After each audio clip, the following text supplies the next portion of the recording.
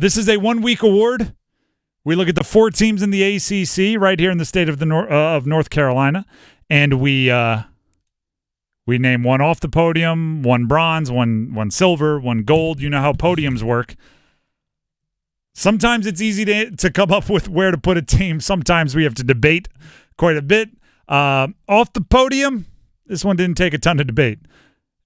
The Wolfpack, NC State. 51-10 lost to Tennessee. There are now questions about the defense, questions about the running game, questions about the quarterback. Dave Doeren, after the game, answered, what does he say to Grayson McCall after a loss like that? Yeah, he's very competitive, mad at himself right now. Get back, study it, flush it, and move on, and he'll be excited to play the next game. I have great confidence in Grayson. And sometimes you have games like that as a quarterback, and as a head coach, I completely believe in him. The transfer portal is something that's not going anywhere, so we just have to get used to it and accept it. I do wonder how different it is for this, though. Right, Grayson McCall has struggled through 2 games. First game, statistically, you wouldn't know it, but there was struggle. Second game against Tennessee, there was struggle. If the coach and the player had been together for 2 or 3 years, a redshirt year, you have that built-in time. You've seen him in spring practices, and I wonder how different it is when you're looking at him now, right? Because he's so new, he's so fresh to the program. You don't have that time in. I'm sure he does feel awful, but it's just you don't know each other like the back of your hand quite yet. Becoming his guy it's kind of difficult. Either way, 51-10, a loss to Tennessee.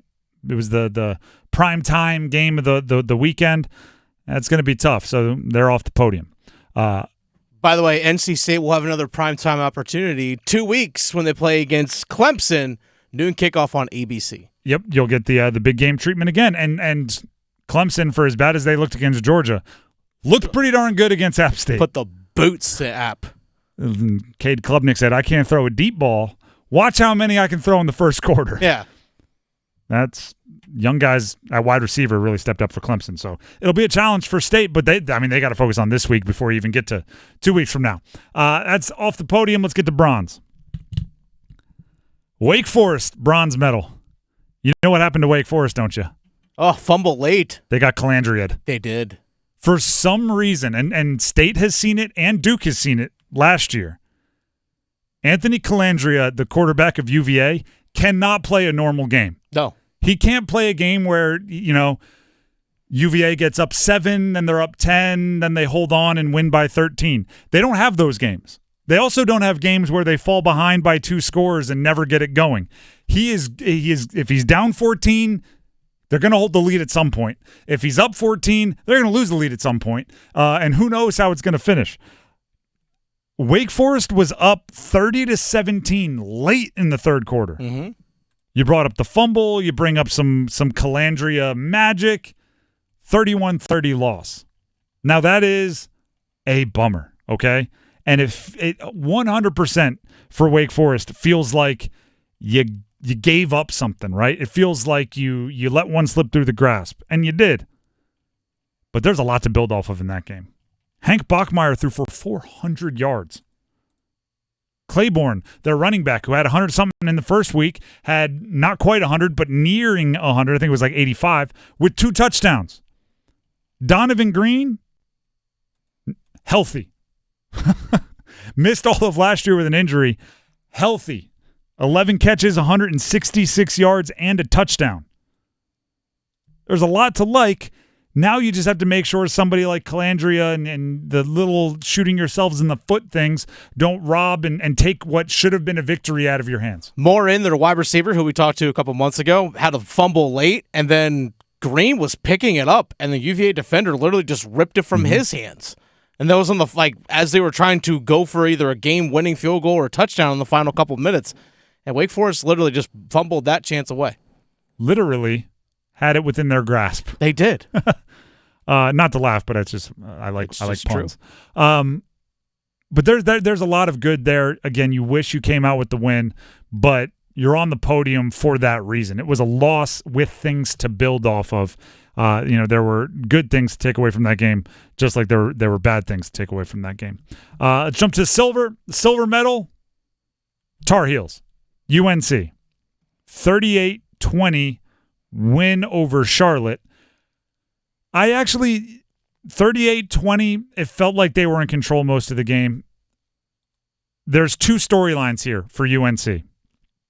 One, the Connor Harrell era of the season has begun, and he does bring something different to the offense. It's not apples to apples saying like, well, the offense struggled with Max Johnson, and look at Connor Harrell, they put up this many because it was Minnesota or Charlotte, right? That's not a fair backdrop to judge them on. But I do think stylistically you can tell.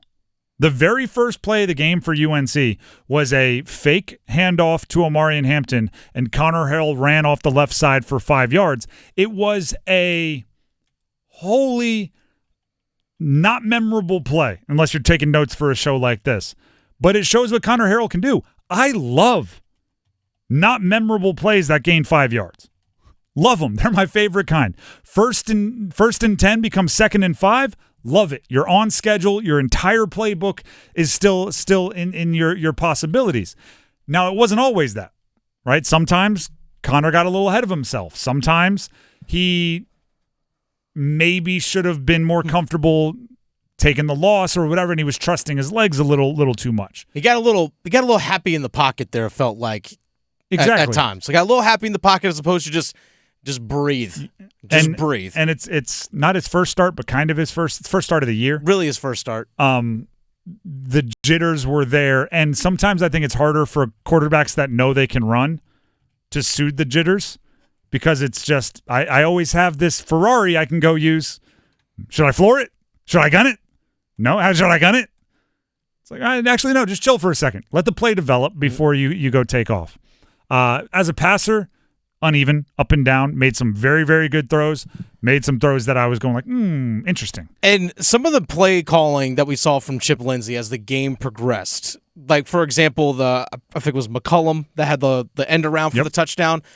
They showed that same run action earlier, like literally in that series, and sure enough, Charlotte shot up to stop the run, and now you have the counter on the backside. Like, the play calling early in the game set up guys for Harrell and others to get scores and such later on in the game. I thought that was actually good play calling as the game progressed by Lindsey. The reverse flea flicker deep ball, similar. That was fun. You set all of that up though with prior motions and everything. The one thing I would have liked Harrell to do there is pull the trigger faster. I think he had one of those moments where he's like, "There's no way he's that open. Like, Who am I missing? Where is the safety?" And it turns out he was just that open. Just trusting what you see.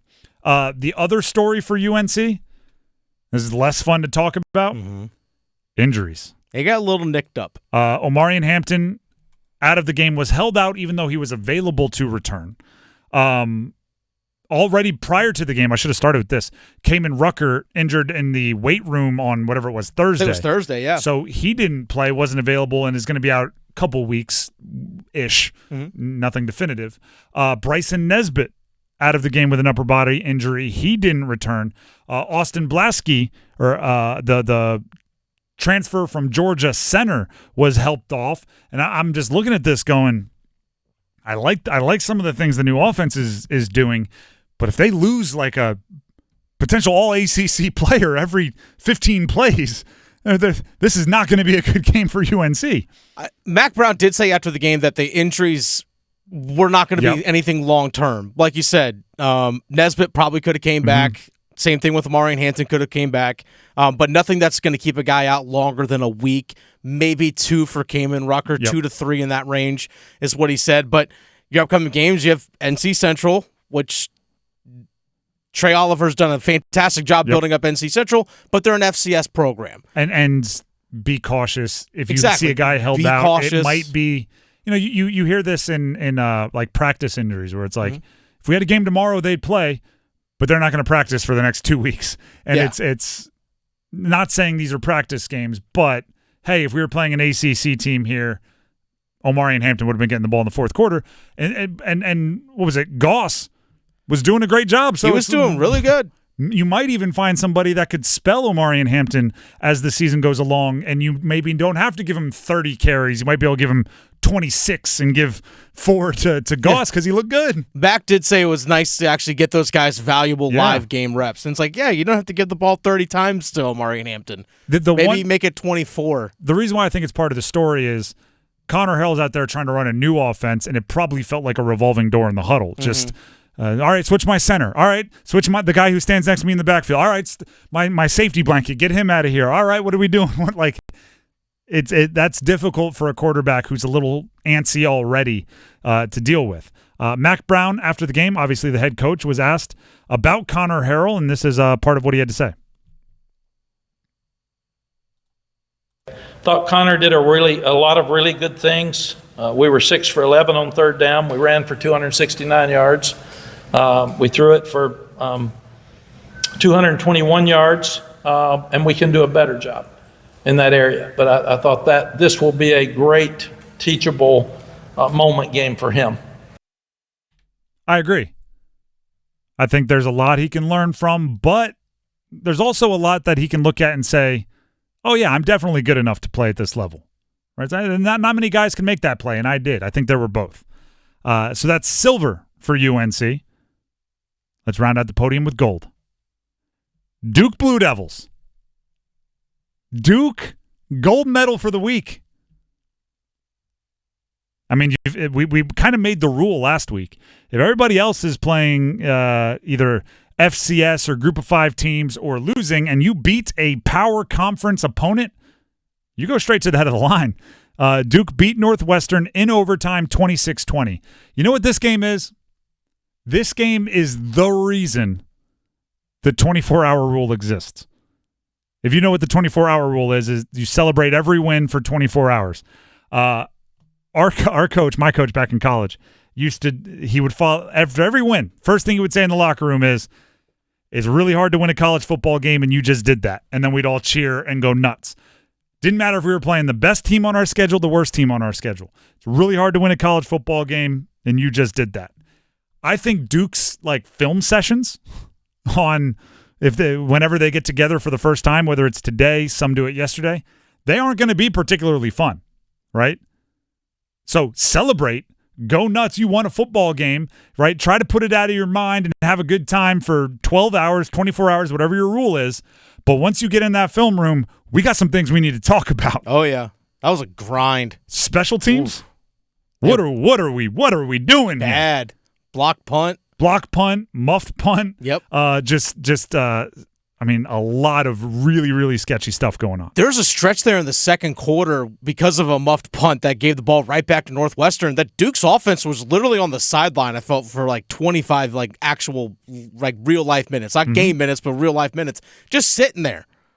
Doing nothing. And I mean, there's the missed field goal at the end. Mm-hmm. Hey, you found a way to win, though. Exactly. Celebrate it. You found a way to win. But talk about things to learn. The running game. After watching the Elon game, I was going, if you can't run the ball at Elon, this is going to be tough. Well, you darn sure didn't run the ball at Northwestern. And then Jaquez Moore got hurt early, who's kind of your big play guy. I give Starr credit. First of all, great name for a running back. Mm-hmm. Starr stepped in, did admirably, but this is what it feels like for Duke. You try to just hold on. The defense, by the way, did play well. They did. The defense has been playing well, and give credit where it's due. This is the Duke early blueprint. Defense is playing well. Team is staying locked in. Manny Diaz hasn't bought in. It's keep you in the game long enough till eventually Jordan Moore can go win the game for you. Jordan Moore, the wide receiver, is a legit talent, and it's just, hey, if we keep this close, Jordan Moore might be able to make a couple plays to win the game for us, and that's exactly what happened. Mm-hmm. If I'm Manny Diaz, I'm very happy with the first 2 games of being a head coach at Duke. You're 2-0, grinding win against Elon, grinding win against Northwestern. You're a third of the way to bowl eligibility. Your team is bought in. The culture looks strong. You've got at least 1 or 2 studs that you can lean on to make big plays. It's going to get harder, but through 2 games, I'd be very pleased. Thus, gold medal for Duke. gold medal for Duke.